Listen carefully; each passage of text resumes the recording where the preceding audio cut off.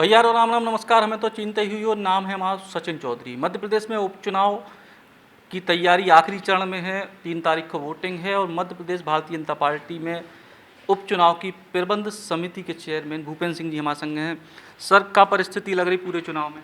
तो पूरे चुनाव में जो वातावरण है वो भारतीय जनता पार्टी के अनुकूल है और सभी 28 सीटों पर हम लोग जीतने के लिए लड़ रहे हैं और जनता का आशीर्वाद मिलेगा, ऐसा विश्वास है। जी तरीके से कही जा रही थी कि पुराने जो पूरे चुनाव में विपक्ष ने जो मुद्दा उठाया बिकाऊ टिकाऊ को, उनके जवाब की तरीके से पार्टी देवे में कामयाब भाई। विशेष तौर पे आप पे बड़ी जिम्मेदारी थी। आपको क्या अनुभव रहो कि इस मुद्दा से कैसे बाहर आई पार्टी? देखिए, कांग्रेस ने जो मुद्दा उठाया था वो जनता के साथ गद्दारी तो कांग्रेस ने ही की। जनता के साथ उन्होंने 2 लाख कर्ज माफ़ी की बात 10 दिन में किसानों की थी, जो आज तक नहीं हुआ। युवाओं को 4,000 रुपये बेरोजगारी भत्ता देने की बात की थी, जो आज तक नहीं हुआ। ऐसी अनेक योजनाओं की घोषणा करके उन्होंने जनता का वोट ले लिया और जनता के साथ गद्दारी की। और जब उसके जनता की समस्याओं के बारे में या वचन पत्र के बारे में सिंधिया जी ने कहा तो सिंधिया जी से कहा जाओ सड़क पर उतर जाओ। तो इसलिए ये सारी परिस्थितियाँ बनी। और गद्दारी की है तो कांग्रेस ने गद्दारी की, धोखा किया तो कांग्रेस ने धोखा किया है। और अगर कोई गलत चीज़ के खिलाफ, अन्याय के खिलाफ अगर कोई आपके खिलाफ आता है तो इसका मतलब वो गद्दार हो गया। तो आप जो अन्याय करो, अत्याचार करो, उसको सहते रहें लोग, तो गद्दार नहीं है। और अन्याय, अत्याचार, धोखा करो और उसको ना सहें तो गद्दार है। बुंदेली में ज़रा आप बता दो, आपकी जी तरीके से पूरा चुनाव प्रचार चले, सिंधिया जी को लेकर भी बेर बेर विपक्ष ने कहा कि अब उनको मान सम्मान नहीं मिल रहा, वे उनकी पार्टी की होर्डिंगों से गायब हो गए। ई को जवाब कैसे पार्टी ने की रणनीति कैसे बन पाई? देखिए, भारतीय जनता पार्टी में सिंधिया जी स्टार प्रचारक हैं और जो भारतीय जनता पार्टी के प्रमुख नेता उनमें से एक सिंधिया जी हैं। तो इसलिए ये कहना गलत है। सिंधिया जी का जो सम्मान है भारतीय जनता पार्टी में, वो वरिष्ठ नेताओं में सिंधिया जी भारतीय जनता पार्टी में आते हैं। आप प्रबंध समिति के चेयरमैन रहे, आपको लगे कि पिछले 3-4 चुनाव में भाजपा के लाने का जो सबसे कठिन चुनाव माने जा रहा हो, तो क्या कि पिछले 15 साल से लगभग भाजपा को शासन है और लगभग हर चुनाव बहुत बेहतर तरीके से पार्टी जीता था। बड़े चुनाव सबसे कठिन चुनाव आप ही को मानत, या फिर मतलब बाकी चुनाव होते लगभग वैसे ही? नहीं, कछु कठिन नहीं है चुनाव आए जो। तो और चुनाव तो सभी कठिन होते हैं, चुनाव में सभी में मेहनत होत है। ये चुनाव में भी सब जैसी मेहनत बाकी चुनाव में होत है वैसा ही मेहनत सब जने ये चुनाव में कर रहे हैं। तो कछु कठिन नहीं है, चुनाव तो सब एक से ही होते। चुनाव के ठीक पहले दमोह के विधायक आए, आपकी में बड़ी भूमिका बताई गई और कही जा रही कि कुछ और विधायक भी संपर्क में, तो इनकी जरूरत क्या पड़ रही, जबकि पार्टी तो दावा कर रही कि हमारी हमारी सरकार बनवाते हैं, कोई दिक्कत ही नहीं है दूर दूर।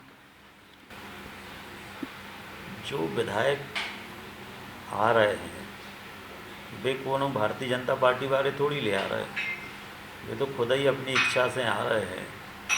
उनको लग रहा है कि कांग्रेस को अब कछु भविष्य नहीं बचो। राहुल गांधी 20 साल में कांग्रेस के नेता नहीं बन पाए। मध्य प्रदेश में कांग्रेस में कमलनाथ जी और राहुल गांधी के झगड़ा चल रहा है और कमलनाथ जी कोई जन नेता नहीं है मध्य प्रदेश के। तो मध्य प्रदेश में कांग्रेस में आज की तारीख में कौन जन नेता नहीं है। और एक कारण से कांग्रेस में लोग रहो नहीं चाहत, लोगों को अपना भविष्य नहीं दिख रहा हो कांग्रेस में। और ऐसे जो युवा, विशेष रूप से जो युवा हैं कांग्रेस में, वे सब भारतीय जनता पार्टी की तरफ आ रहे हैं। उनको लग रहा है कि देश के लाने अच्छो काम मोदी जी कर रहे हैं।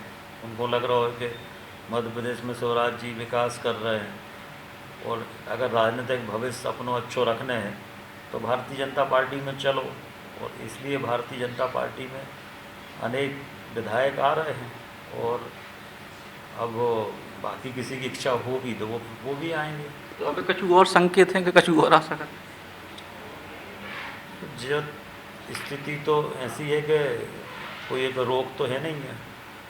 और कोई अगर आओ चाहत है पार्टी में, कांग्रेस छोड़ो चाहत है, तो भारतीय जनता पार्टी में स्वागत है।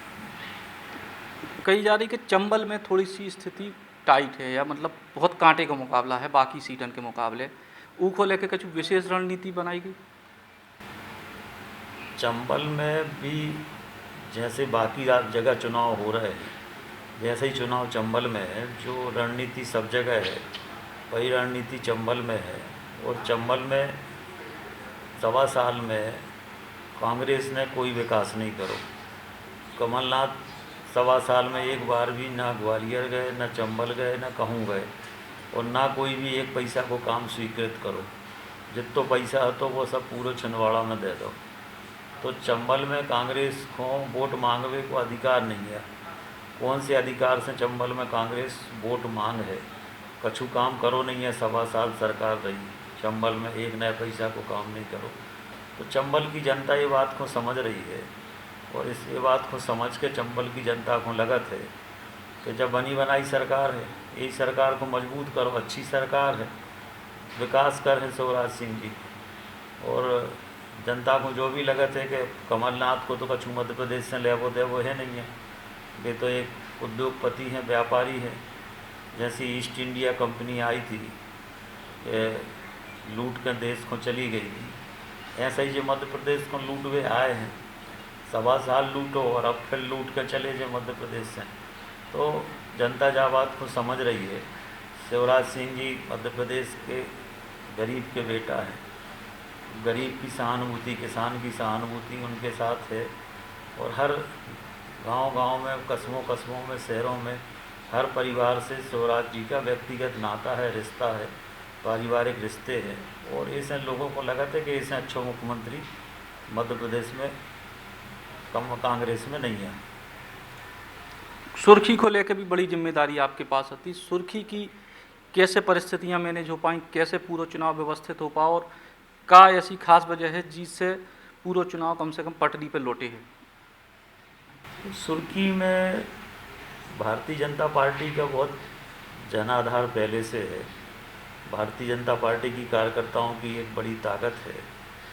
और कांग्रेस में सुर्खी में एक ही नेता थे, वे गोविंद थे। अब गोविंद ने कांग्रेस छोड़ दी तो सुर्खी में कांग्रेस ही नहीं बची।